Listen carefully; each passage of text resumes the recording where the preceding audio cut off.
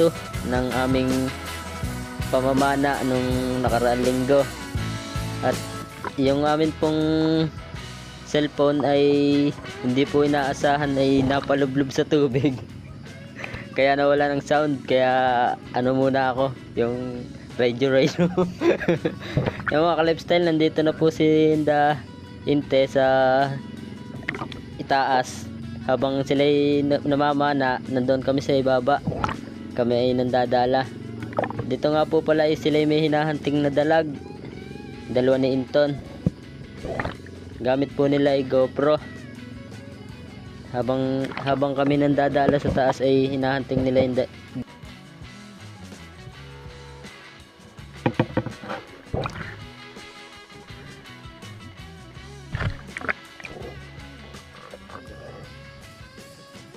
yun mga ka-lifestyle, siguro ay nahihirapan yung dalawa paghanap ng dalag dahil masyadong mabato. Nandun nga po pala sila sa labahan sa taas ng aming pinandadalahan. Tagal yata nahuli na rin mga RRD.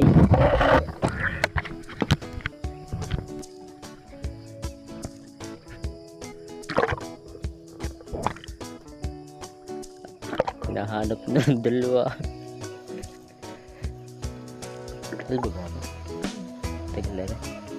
Yung mga ka-lifestyle, nakita na nilang dalawa yung yung dalag. Kasi hindi pa masyadong matira at masyadong mabato. Ang haba naman aray.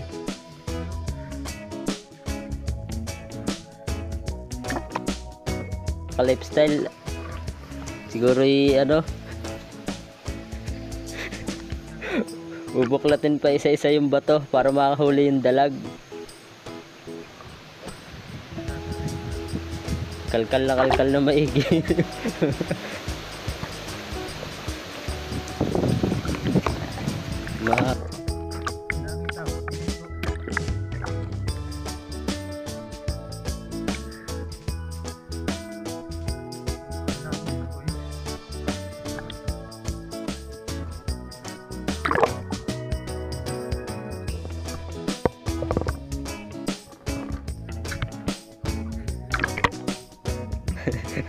Yan mga ka-lifestyle, nakita ni Inte yung dalag kasi masyadong malikot.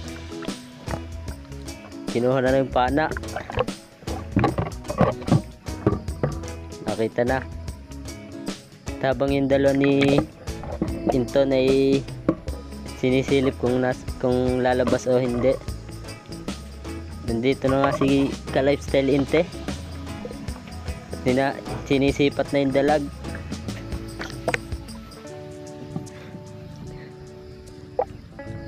Nakita na yung dalag. Ito na, hindi na. Yung mga lifestyle, tinira na. Tinira na ni ka-lifestyle Inte sa pulsa. Ang ganda ng tama mga lifestyle. Walang kawala. Ito ng dalag naming huli. Yan, si Inton nga pala, nagkukot-kot. Habang hinahanap ni Inte yung dalag ay nagkukot-kot lang. Ay. Dalag, nakadalag na kami mga ka-lifestyle. Unang dalag namin. Yung mga ka-lifestyle, bumalik na sila sa aming tayo. At ito na nga yung aming huli nung ako'y naghagis ng dala. Mga karpita. Ang dami niya mga ka-lifestyle, siguro mga 40 piraso yan. Habang sila namamana sa taas, naghahagis nga akong dala. At medyo matatagal-tagal lang kami pagtatanggal ng huli. So si Nana ay hindi magkaintindihan din pagtatanggal. Yung mga ka-lifestyle, yung isda nga po palang yan ay hanggang ganyan lang kalalaki. Pero masarap po niyan ay piritos. Yan. Yan, ang lalaki niyan yung mga ka-lifestyle, oh.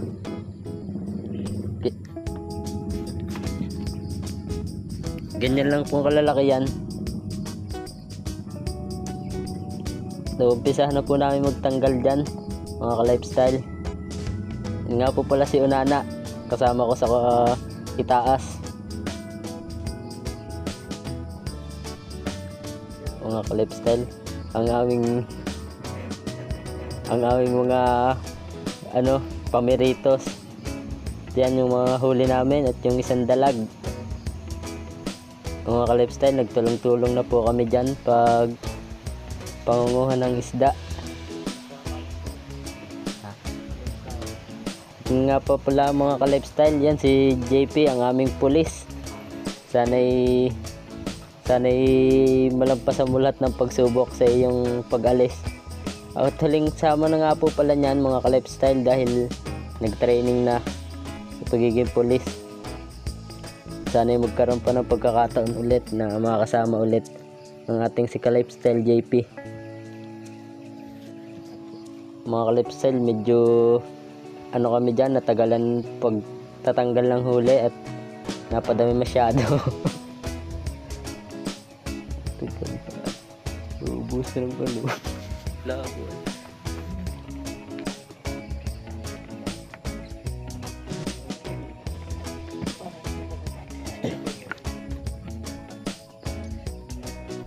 Yun mga ka-lifestyle, habang kami nagtatanggal ng huli, kami nagbibidahan kung anong luto. Napag-usapan namin na iprito na lang yung mga karpita. Sana po ay alpasan namin yan, pero hindi na po mabubuhay, masasayang lang, kaya dinala na po namin para iprito na lang. Mga ka-lifestyle, habang kami nagtatanggal dyan, yung dalawa ni Inte ay nakatunga nga yata dyan. Nakatunga nga yata yung dalawa ni Inton. Ay, si Inton nga pala ay nag-aayos yata ng pana dahil nasira yung pana ni Inton dyan Habang kami nagtatanggal dyan ng huli, ay nag-aayos silang dalawa ng pana. Shout out nga po pala sa mga subscriber namin mga ka-lifestyle. Yan mga ka-lifestyle, humagis na po ulit ako ng dala. Sa pangalawang pagkakataon ay karpita ulit ang nahuli namin dyan. Puro karpita. Hindi lang po namin maalpasan dahil medyo natatanggal na yung mga kaliskis at namamatay na. Hindi naman maiwasang mahuli dahil hindi naman namin kita sa ilalim, kaya dinadala na lang namin. Mga ka-lifestyle, ilangat ko na yung dala at magtatanggal na ulit kami ng huli. Shoutout nga pala doon sa bagong dala na binili. Mga ka-lifestyle, tinulungan na ulit ako ni Nana pagtatanggal. Sobrang daming karpita dyan mga ka-lifestyle, pero hinahagisan natin dahil madaming tilapia sa layon na yon, kung tawagin ay kilo sa amin. Sa baba na po nga pala ng talaga yan, at medyo tataas pa kami dyan mamaya. Doon kami magluluto.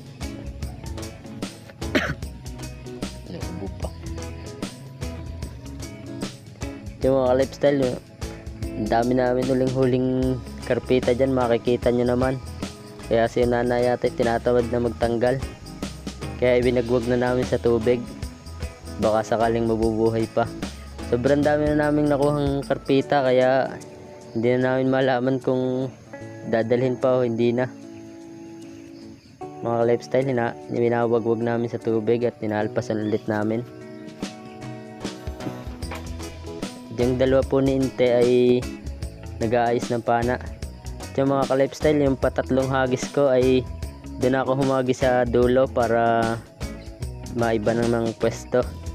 Diyan nga po pala ay nakaramdam ako ng pagpalpag ng dala, kaya tinawagan ko si ka-lifestyle Jojo para sisidin sa ilalim.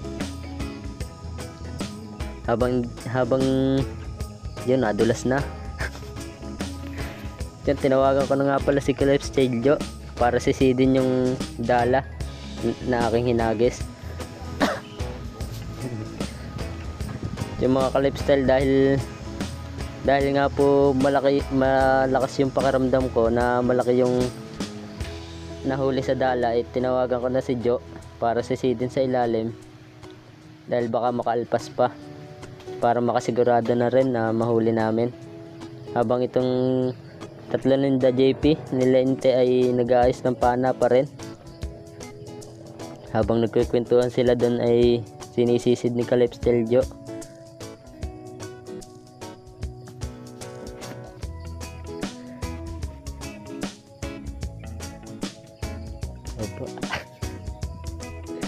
Yung mga Kalipstyle, nakita na nga ni Joe yung nahuli ko sa dala at ang sabi dalag daw. Kalipstyle, nililikom niya yung dala sa ilalim para hindi na makalpas yung dalag. At madami ding sabit-sabit na kahoy kaya natagalan kami pagtatanggal. Baka masira yung dala pag hinalit. Habang kami nagtatanggal ng dala doon sa dulo, yung mga kasama ko sa tabihan ay nagbibidahan lang. Yan si Nana, nagbibidahan lang yung tatlo dyan. Habang kami iglas na iglas doon sa layon. Mga Kalipstyle, kaya nga po pala ako nakalutang sa gitna, may kahoy doon sa gitna. Doon ako nagagis ng dala. Unti-unti na pong nalilikom ni Kaleb Steljo yung dala para madala namin sa tabihan. Yung mga Kalipstyle ay angat na nga namin. At hinawakan ko na maigi yung dalag, mga Kalipstyle, para hindi na makawala.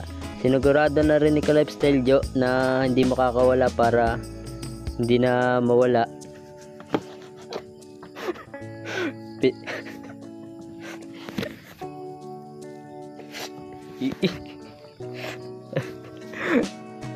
Yung mga Kalipstyle, pinatay na nga po pala namin dun sa sa akin tinatayaan para hindi na makawala. Para hindi na makawala. At hinihintay ako habang inihintay kami ng tatlo, ay ibidahan pa rin ang bidahan sila dyan. Si Kaleb Steljo ay nauna nang lumapit sa kanila. Shoutout nga pa pala ulit kay Kaleb Steljo JP. Mamimiss ka namin. Mga Kalipstyle, ang laki ng darag naming nahuli dyan. Papalapit na nga po pala ako para ipakita yung dalag. Habang papalapit ako ay niyayabangan ni Joe. Yung gabaraso daw, mga Kalipstyle. Gabaraso daw yung dalag. Pero malapit lang, gabaraso ko na. Yung mga Kalipstyle, ang ganda nga ng ngiti ko dyan. Kita pa ang ngipin. At kita nyo naman mga Kalipstyle, ang laki nga ng dalag naming nahuli.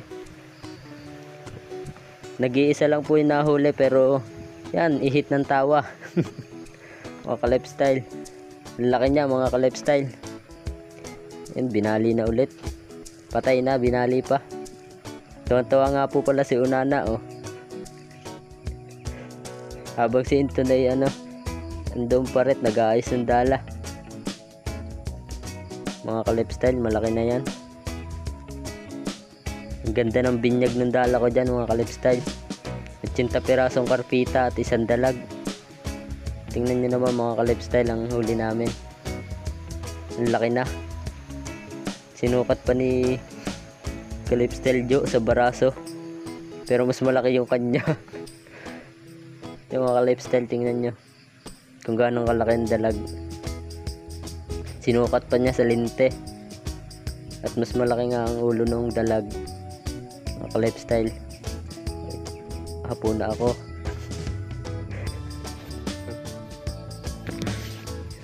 Yung mga Kalipstyle nga, kami nagagayak na rin pag angat para kami makapagluto na. Habang iniimis ko yung dala nagagayak na sila. Diyan mga Kalipstyle, kabaraso ko nga.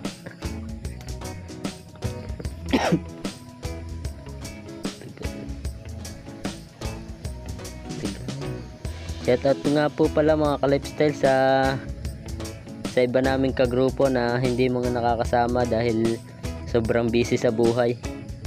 At hindi na rin natin mapipilit na sumama dahil may mga anak na ng binubuhay. Hindi natin pwedeng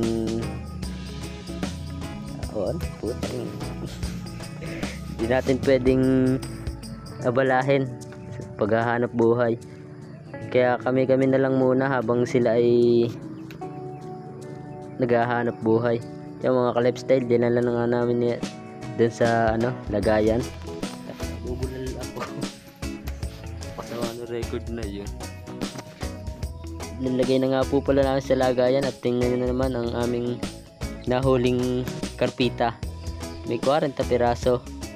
May lamang kangkong. Mga ka-lifestyle tuwan-tuwa na si Unana dahil magkakasabaw na.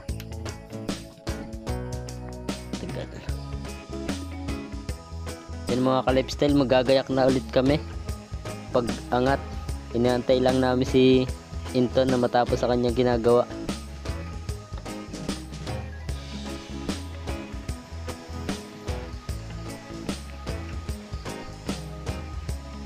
Yan. Napindot pala.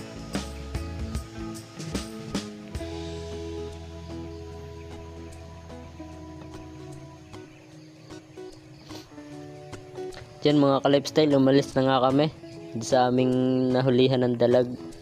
At wala po doong bukal, doon sana kami magluluto pero hindi po kami nakapagluto dahil wala kami dalang tubig. Kaya umangat pa ulit kami. Doon nga po pala kami magluluto sa talunan. Doon lang kasi may bukal mga ka-lifestyle, kaya nag-angat pa ulit kami na nag-angat. At habang kami naglalakad mga ka-lifestyle, kami nagmamanman kung saan may magandang butas para pasukin.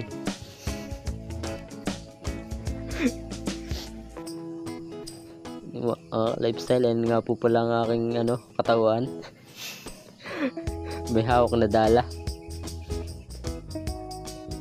Kami nga po pala ay limang umatake dahil si ka-lifestyle JP nagkaroon ng pagkakataong makasama ulit. Mga ka-lifestyle, habang sinusunso namin ng tubig ay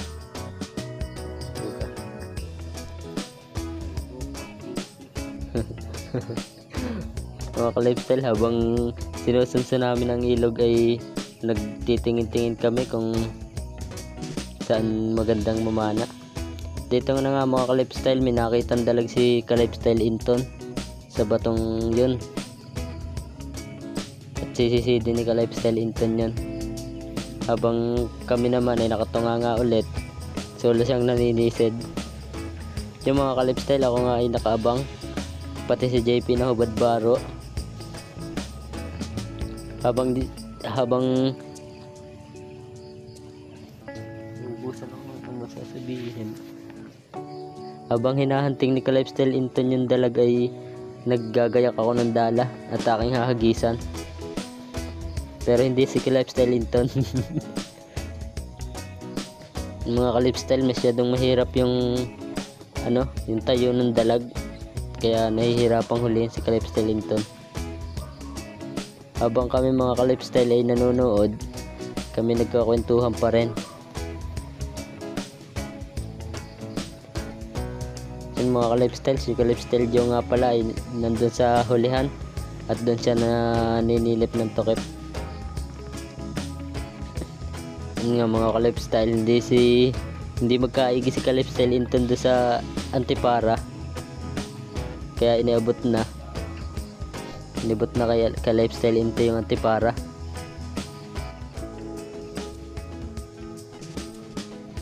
Yun mga ka-lifestyle, sisisidin uli ni ka-lifestyle Inton yung bato na nakitaan ng dalag, pero sa kasamaang palad ay hindi namin nahuli dahil masyado mailap. Yung mga ka-lifestyle, humagis na nga ako ng dala dyan.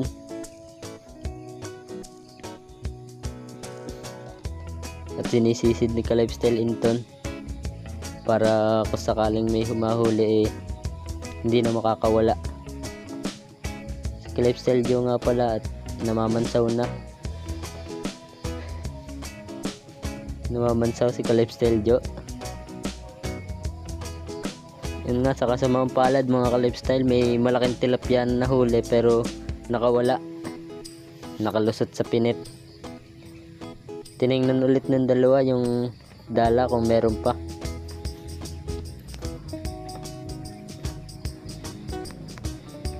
Ubusan sasabihin. Yung mga ka-lifestyle, habang sinisisid nilang dalawa ay hinihigit-higit ko naman ng pakonti-konti yung dala para malikom na. Sa kasamang palad, walang nahuli mga ka-lifestyle. Sinisid nga po pala ni Ka-Lifestyle Inton ulit yung dalag at nagbaka sakali na mahuli ulit. Mga ka-lifestyle, ito na nga po palang pagtatapos ng part 2. Abangan nyo po ang aming part 3.